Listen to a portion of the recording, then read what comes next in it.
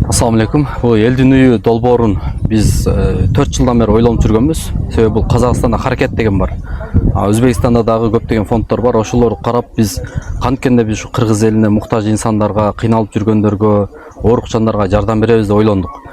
Ошол себептен элдин үйү деп долбоор ачканбыз. Бул элдин чогулган акча менен ошо элге жардам беребиз деген мааниде. Мына бул ушул байкебизди Эринис деген байке, бул 6 баласы менен өзү оорукчан, эч ишке жарабайт. Бул байкени биз через комиссия бар бизде. Барып текшеребиз, чындап эле кыйналганбы, тууган уруктары жардам бере албайбы. Ошол жардам бере албай калды, бул эч нерсе жарабай калгандыктан биз келип жардам бердик. Ушул үйдү жер өзүнүкү бар экен эле негизи. Бул жерден жер кайсыл жылдары алып койгон экен, ошол жерге келип ушул үйдү салып бердик. Баарын нөлдөн баштап өзүбүз чыйып, котловандан баштап крыштасына чейин, ичинде килемдеринен бери кышта жылуу, жазында салкын боло турган үйдө ушул. Ислам Муктар деген менин айылдаш тууганым болот, кыскасы жаш жигит. Баягында дин жолунда да жакшы жүрөт, умраларга барып келет, кыскасы көп эмелердеме кылып. Анан биздин ишти ушул кичинекейинен ошо Жалпакташта болуп аткан иштерди билди да. Элдин кандай экенин билди. Элди көндүрө алсаң эле бүт бар эле кыргыз бирейин деп эле турган эл. Жакшылыкка үндөсөң эле ошону жасайт. Ошондой эл Кыргызстандын бардыгы эле ошондой да. Ошон үчүн ошо ислам баштады. Мына Нур Ислам деп баягы биз Нуракын экөө жүрөбүз, Нуракын эке таластык. Мен болсо ошону өзгөнүнөн Жалпакташтан. Бирок возрастсыз келди, ал киши 75ке чыгып калды. Мен да 70ке чыгып калдым. Ушу жаштар бир аткарып кетсин, улап кетсин деп биз бата берип жанында жүрөбүз ушинтип. Баштап көрүштү, мына биринчи үйүн бүтүрүп атат. Мына карап койгулачы кандай сүйүнүп отурат мына аксакал. Ушу киши ипотека төлөй албай эле мисалы үчүн. Инвалидный пенсиясы менен аны төлөй албайт болчубуз. Биз эч канчалык деле кыйналганыбыз жок, кысталганыбыз жок. Зато ушу пата менен көгөрөт бул балдар, Кудай кааласа. Ушу балдардын идеясын дайшы колдосоңор, биз казак бир туугандардан эч жерибиз кем эмес. Аларга караганда да кыргыз эли мартыраак да. Канча сумма кетти дейм да? Жер өзүнөн чыгыптыр. 2 миллионго жакын кетти го. 2 миллионго жакын кетти. Ошо жана мебель бар ошонун ичинде. Төшөнчү бүт. Төшөктөр бар, төшөк килемдер бар. Эми бул кишинин туугандары да бар, баягы өрлүктөп келет кыргыз деген. Коло коңшу бар. Баары бир туугандар алып келет турган бул жерде азыр не калды десек болот. Жата турган төшөк. Жата турган төшөк алып келип бериш керек да. Ол башка. Буга чейин каякта жүрүп, каякта жашап жүрүшүптүр булар? Бул жага чейин квартирада турган экен. Туугандар менен. Квартирасында турган экен. Надырбек алай. Айына төлөпчү. Бар экен, аялы каза болуп калыптыр. Өзү карайт экен, өзү колдон келишинче багып.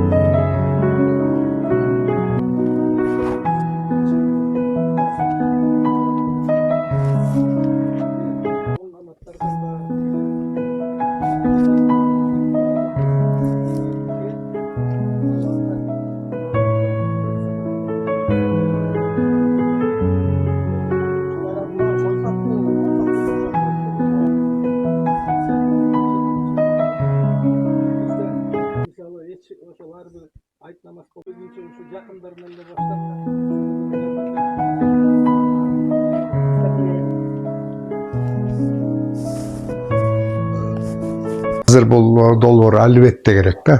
Эң керектүү долбоор бул. Номер 1 деп айтса да болот. Анткени мына көрүп атасыздар. Азыр жаман эмес. Өлкөбүздө бүт жакшылыктар болуп атат, курулуштар болуп атат, жетекчилерибиз аракет кылып атат, жалпы элибиз аракет кылып атат. Бирок коом болгондон кийин баары бир мүчүлүштөр болот экен.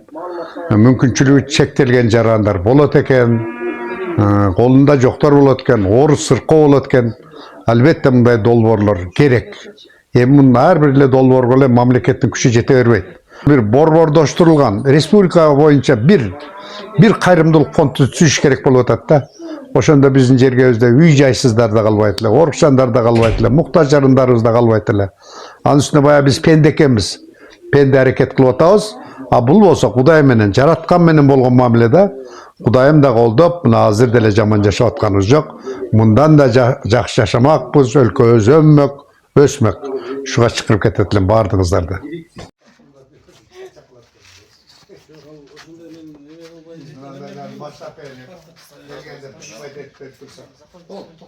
Nurислам, тоқтат, ақсақалдар, бірақ өтіп алсын, осы жерде.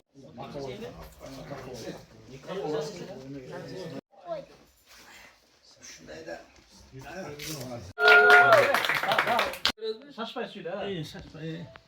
Элдин үйү Долбоордун атынан биздин алгачкы үйүбүздү мына Эрнис байкеге тапшырабыз.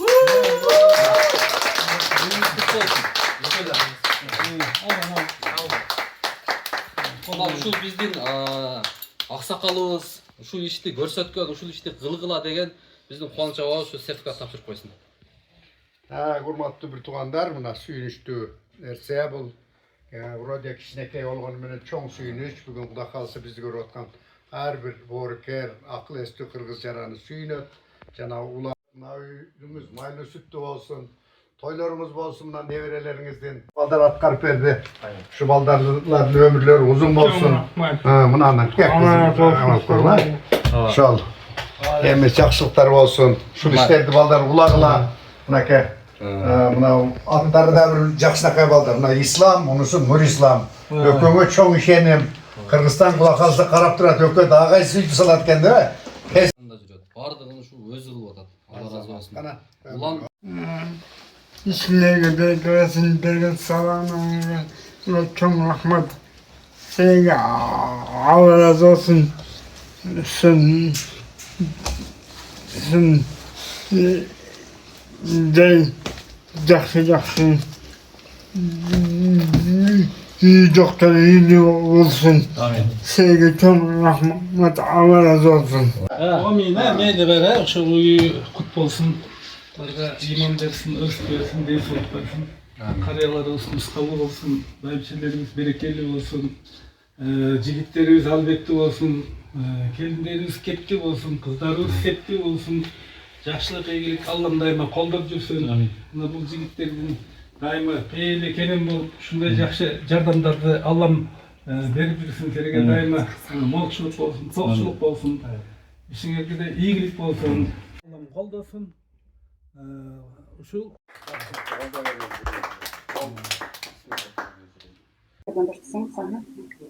Senin Selahattin'de жүргенде bir orus ayaldargan üç balasın benim üç balasını beni algan mı?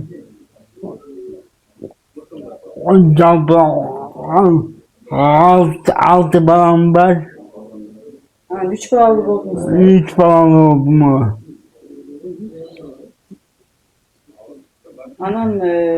Andan keyin tokmokta işlediniz mi? Topukta gelip pazara çıkıp mal satam. Düşsem payda görün bir maldan. Mal satkanга жардам бересиz de, mal satkanlarga. Aa. Kantip жардам берчелеңиz? Kayas karavan menen pazarda turup sata verem. Bir mesaj atırıp verip, malda karap verip. Malda. Anan эми кандай болду? Siz kayakta turчелеңиz? Үйүңүz бар беле? Ошол жөнүндө айтсаңыз. Muhtemelen avarenin suçu yüzde yaşatım. Anı satıp uçu kestikte satı olgan.